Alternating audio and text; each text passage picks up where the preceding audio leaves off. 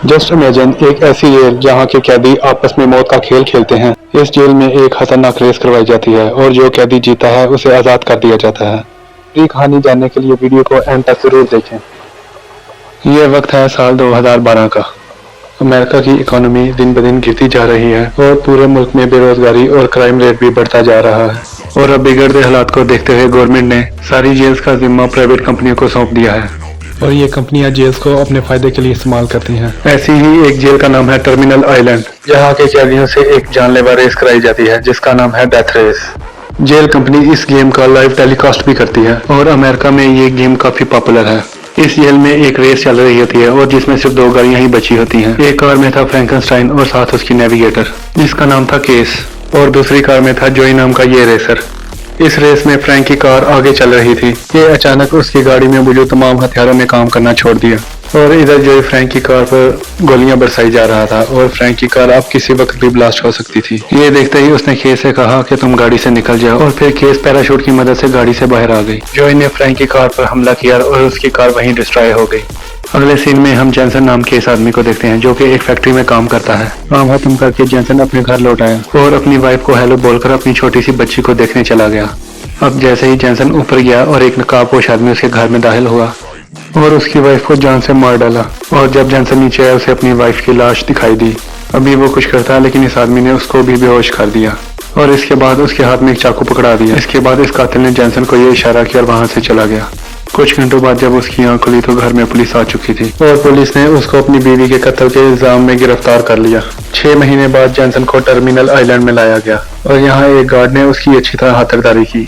अगले दिन जब जैनसन नाश्ता कर रहा था तो कुछ गुंडे उसके पास आए और उसको परेशान करने लगे। उन्होंने उसके खाने तक में थूक दिया, उसकी बीवी के बारे में उल्टी सीधी बातें करने लगे और ये सब कुछ सुनकर जैनसन को काफी गुस्सा आया और उसने उन सभी की धुलाई कर दी। फिर तभी पुलिस वहां पहुंच गई और उन्होंने लड़ाई रोक दी।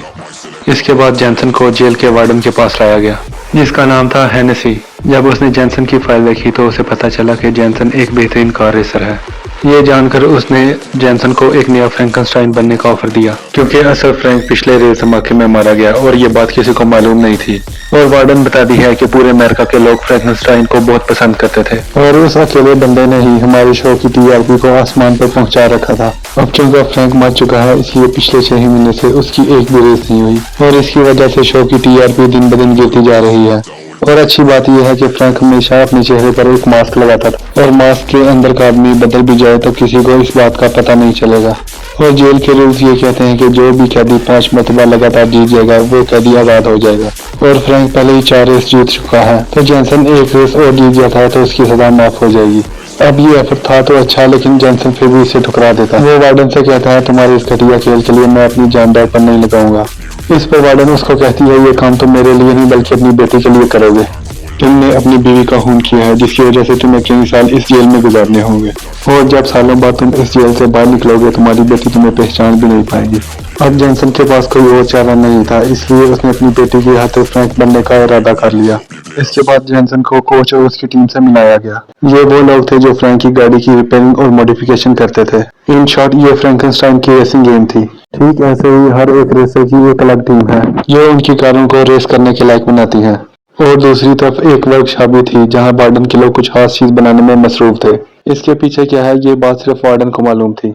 अब फ्रैंक मर चुका है और जैनसन ही अब नेक्स्ट फ्रैंक है, ये बात सिर्फ वार्डन और उसकी टीम को ही मालूम थी। कोच ने जैनसन को उसकी कार दिखाई जो लेटेस्ट और खतरनाक हथियारों से लैस थी जिनको फेज वाइज ही एक्टिवेट किया जाता था ताकि इनका इस्तेमाल करके कोई कैदी जेल से भाग न सके। और वैसे भी इस जेल से भाग पाना पूरी तरह से इम्पॉसिबल था। ये जेल समंदर के बीचों बीच बनी थी जहाँ से गुजरने के लिए एक पतली सी ब्रिज को क्रॉस करना पड़ता था। और वैसे भी अगर कोई भागने की कोशिश करता तो पुलिस की गाड़ियां और हेलीकॉप्टर उसको वहीं पर पकड़ लेते। अब कोच जैनसन को रेस के सभी रूल्स बताता है। वो बताता है कि इस रेस को 3 स्टेजेस पे डिवाइड किया गया है। पहली स्टेज में उसको ज्यादा से ज्यादा रेसर्स को बाहर करना है। आखिरी स्टेज में गाड़ी को सबसे ज्यादा तेज चलाकर फिनिश लाइन को क्रॉस करना है। उसके बाद कोच जैनसन को लेकर जेल की बैकयार्ड में आता है और उसे हर रेसर के बारे में बताने लगता है। फिर तभी उसी लम्हे जो कोच के पास आता है और कहता है कि भले ही फ्रैंक पिछली रेस में बच गया लेकिन इस बार उसको मैं पक्का मार दूंगा। अभी ये बातें चल ही रही होती है, जैनसन की नजर कुछ कैदी पे पड़ती है के हाथ में ट्रैकिंग डिवाइस लगी होती है। अब जेंसन को याद आया कि जिसने इसकी बीवी को मारा था उसके हाथ में भी सेम यही डिवाइस लगी हुई थी।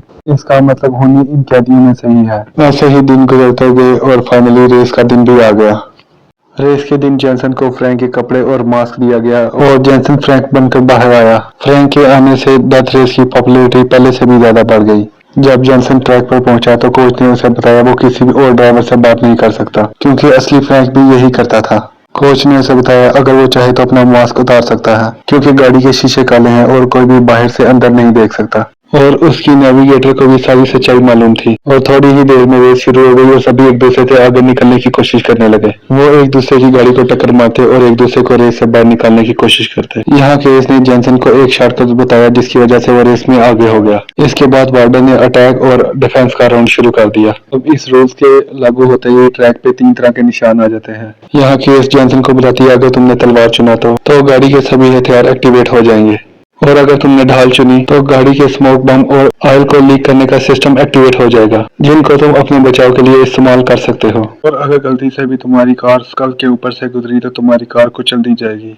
अब इस रूल्स के लागू होते ही ट्रैक पर जोरदार फायरिंग शुरू हो गई। यहाँ जेंसन ने भी तलवार को चुना और अपनी गाड़ी के हथियारों को एक्टिवेट कर लिया। फिर तभी उसके हथियार जाम हो जाते हैं और वो गोली नहीं चला पाता। और फिर केस उस गाड़ी से बाहर निकलती है और हथियार को ठीक करने लगती है। अब ये देखकर सब केस पर गोलियां बरसाने लगते हैं, लेकिन जेंसन जैसे तैसे करके केस को बचा लेता है। चूंकि वो रेस में सबसे आगे चल रहा था इसलिए जोई ने उस पर गोलियों की बारिश कर दी। जेंसन ने भी गोलियां चलानी चाहिए लेकिन उसके हथियारों ने काम करना बंद कर दिया। ये देखकर कोच हैरान हो जाता है क्योंकि असली फ्रैंक की गाड़ी में भी यही प्रॉब्लम हुई थी और इसी के चलते वो मारा गया था। इधर जोई लगातार गोलियां बरसाई जा रहा था और अब जेंसन की कार भी डैमेज होना शुरू हो गई थी। अब दूसरा ड्राइवर जोई की कार को टक्कर मारता है और इन दोनों की लड़ाई में जेंसन आगे निकल जाता है। तभी एक और गाड़ी जेंसन के पास आती है जिसे पचेंको नाम का ड्राइवर चला रहा था। यहाँ पचेंको ने जेंसन को वही इशारा किया जो उसकी बीवी के कातिल ने किया था। अब इधर ये बात साफ हो जाती है कि पचेंको ने ही जेंसन की बीवी को मारा है। अब ये सब कुछ देखकर जेंसन का ध्यान भटक जाता है। जोई उसकी कार को टक्कर मार के आगे निकल जाता है। रेस के एंड पे अब सिर्फ 6 गाड़ियां ही बची हुई थी, जिसमें पहले नंबर पे जोई था और लास्ट में जेंसन। रेस के बाद जेंसन वार्डन के पास आता है और उसे कहता है कि अब मैं ये रेस नहीं करूंगा, क्योंकि मैं जान चुका हूँ मेरी वाइफ का कातिल कौन है और मैं ये भी जानता हूँ मुझे धोखे से इस जेल में लाया गया ताकि इस डेथ रेस को एक नया फ्रैंकेनस्टाइन मिल सके। लेकिन वार्डन को इन बातों से कोई फर्क नहीं पड़ता और उल्टा वो जेंसन को धमकाने लगती है कि कहती है अगर तुमने ये रेस छोड़ दी तो तुम दोबारा अपनी बेटी को कभी नहीं मिल पाओगे। तो अब ना चाहते हुए भी जेंसन को ये रेस करनी पड़ती है। उस रात जब जेंसन अपनी गाड़ी को ठीक कर रहा था उसको पचेंको दिखाई दिया और जेंसन उसके पीछे पीछे चल दिया। फिर पचेंको की टीम ने उस पर अटैक कर दिया और उसे पकड़ लिया। पचेंको ने उसको बहुत ही मारा, बल्कि पचेंको उसको मारने ही वाला था। जेंसन की टीम के एक आदमी ने पचेंको की गर्दन में कुछ खुबा दिया और मौके का फायदा उठाते हुए जेंसन ने उन पर अटैक कर दिया। जेंसन ने उसकी टीम को कुत्तों की तरह धोया और आखिरकार उसने कबूल किया कि उसने वार्डन के कहने पर उसकी वाइफ को मारा था। अब जेंसन भी उसको जान से मारने वाला था कि यहाँ गार्ड आ गए और ये लड़ाई रुक गई। और अब अगले दिन रेस का स्टेज 2 शुरू हो गया।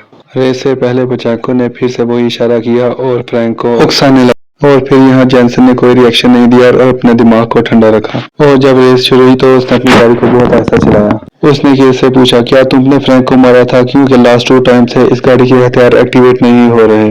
अब जब जेंसन ने उसे चलती गाड़ी से नीचे फेंकने की धमकी दी तो केस ने भी अपना मुंह खोल दिया। तो उसने बताया कि वार्डन ने ही मुझे इस गाड़ी के हथियारों को डिसेबल करने को कहा था ताकि फ्रैंक वो रेस हार जाए और जेल में रहकर रेसिंग करता रहे और उसके शो की टीआरपी वैसे ही बनी रहे। जेंसन को पूरी बात समझ में आ गई तो उसने अपनी गाड़ी को फुल स्पीड में भगा दिया और वो पचेंको की गाड़ी के पास पहुंच गया और उसे टक्कर मारने लगा। उसने अपनी गाड़ी को तेज किया और तलवार के निशान को चूज किया। अभी उसकी गाड़ी के सभी हथियार एक्टिवेट हो गए। अब चौका पचेंको उसकी गाड़ी के पीछे था, इसलिए वो अपनी गाड़ी को रिवर्स गियर में चलाने लगा और उस पर गोलियां बरसाने लगा। थोड़ी फायरिंग के बाद उसने अपनी गाड़ी को सीधा किया और पीछे से धुआं छोड़ दिया, जिसकी वजह से पचेंको को कुछ भी दिखाई नहीं दिया और उसकी गाड़ी क्रैश हो गई। जेंसन ने भी अपनी गाड़ी रोक दी और फ्रैंक का मास्क पहनकर बाहर आया और पचेंको के पास पहुंचा और उसकी गर्दन तोड़कर उसे मार डाला। इस तरह उसने अपनी वाइफ की मौत का बदला ले लिया। अब हेनेसी ने भी अपनी चाल चल दी और उस खास चीज को बाहर निकाला जिसे वो महीनों से तैयार कर रही थी। ये खास चीज थी एक भारी भरकम टैंकर ट्रक जो मॉडर्न और जदीद हथियारों से लैस था। इस ट्रक ने रेस में उतरते ही काफी गाड़ियों को उड़ा दिया। अब इस रेस में जेंसन और जोई ही बचे थे यहाँ जैनसन को ये एहसास हुआ कि वो अकेले इस ट्रक का मुकाबला नहीं कर सकता, इसलिए उसने वॉकी टॉकी पर जोई से बात की और वो भी साथ काम करने के लिए राजी हो गया। इसलिए वो बारी बारी इस ट्रक को टक्कर मारने लगे, लेकिन इन छोटे मोटे हमलों से इस ट्रक को कोई फर्क नहीं पड़ा। तभी उन्होंने एक प्लान बनाया और स्कल के निशान के ऊपर से अपनी गाड़ियों को गुजारा और ऐसा करते ही ट्रक के सामने ये दीवार आ गई और ट्रक पूरी तरह से कुचला गया और इसी तरह रेस की दूसरी स्टेज भी खत्म हो गई। उस रात जब जैनसन अपनी कार ठीक कर रहा था तब जोई उसके पास आया और उससे कहा कि तुम्हारी आवाज उस फ्रैंक से काफी मिलती जुलती है जिससे मैंने आज बात की। इसका मतलब जोई ये जान चुका है कि जैनसन एक नकली फ्रैंक है और असली फ्रैंक मर चुका है। हालांकि जोई ने उससे कोई जवाब नहीं मांगा और चुपचाप वहां से चला गया। इधर हेनेसी ने यह फैसला किया कि अब वो जैनसन को मरवा देगी, इसलिए उसने जैनसन की गाड़ी में बॉम्ब फिट करवा दिया ताकि ये रेस के दौरान ही जैनसन को मार दे। लेकिन जैनसन इतना तो समझ गया था कि आज तक कोई भी इस रेस को जीतकर यहाँ से बाहर नहीं निकला और हेनेसी उसे कभी जीतने नहीं देगी, इसीलिए उसने भी अपना दिमाग लड़ाया और अपनी टीम से कहा कि रिजर्व टैंक को तेल से फ्री कर दे। अब जैनसन इस तेल का क्या करेगा ये बात हमें थोड़ी देर तक पता चलेगी। अगले दिन जब जैनसन रेस के लिए तैयार हो रहा था तो हेनेसी उसके पास आई तो उसको उसके रिहाई के कागज दे दिए और उससे कहा अगर वो ये रेस जीत भी जाता है तो उसे फ्रैंक बनकर ये रेस करते रहना चाहिए। हालांकि जैनसन ने इसका कोई जवाब नहीं दिया और वहां से चला गया। जब जैनसन कार में पहुंचा तो केस ने उसे बताया कि हेनेसी ने उसे कहा है कि मैं तुम्हें ये रेस ना जीतने दूं। हालांकि जैनसन पर इन बातों का कोई असर नहीं होता और रेस के शुरू होते ही अपनी कार को फुल तेज भगाता है। लेकिन फिर हेनेसी ने अपनी औकात दिखा दी और सिर्फ जोई के हथियारों को एक्टिवेट किया और अब जोई पागलों की तरह गोलियां बरसा रहा था और जैनसन उन हमलों से बचने की कोशिश करता रहा। और उसके बाद जैनसन ने रॉकेट लॉन्चर को एक्टिवेट किया और जैनसन की गाड़ी पर फायर कर दिया, लेकिन ये रॉकेट गाड़ी को ना लगे और एक दीवार पर सामने जा लगे जिसकी वजह से पूरी दीवार तबाह हो गई और ये दोनों यहाँ से मिलकर भागने लगे। दरअसल ये इनका प्लान था कि वो जेल की दीवार को तोड़कर यहाँ से भाग निकलेंगे। हेनेसी ये सब कुछ देखकर गुस्से में लाल पीली हो जाती है और जैनसन की लगी कार में बम को एक्टिवेट कर देती है। लेकिन इसका भी कोई फायदा नहीं था। जैनसन की टीम ने पहले से ही इस बम को निकाल लिया था, इसलिए उसने पुलिस की सभी गाड़ियों और चॉपर्स को इनके पीछे लगा दिया। जैनसन ने अपने रिजर्व टैंक का फ्यूल लीक कर दिया, इससे एक बड़ा धमाका हुआ और तमाम गाड़ियां वहीं रुक गयी और आखिरकार इन दोनों ने ब्रिज को क्रॉस कर लिया और अलग अलग रास्तों पर निकल गए।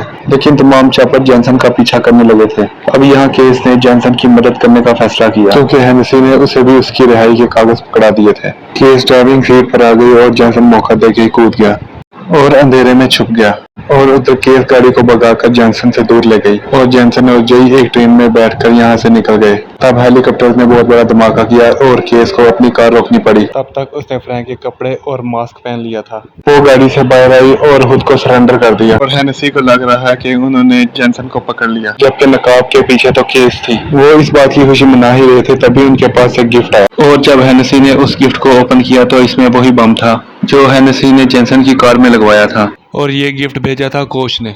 तभी उसने बटन दबा दिया और हेनेसी का किस्सा यहीं तमाम हो गया। ऐसे ही दिन गुजरते गए और अब जोई ने और जैनसन ने अपना ही एक गैराज खोल लिया था।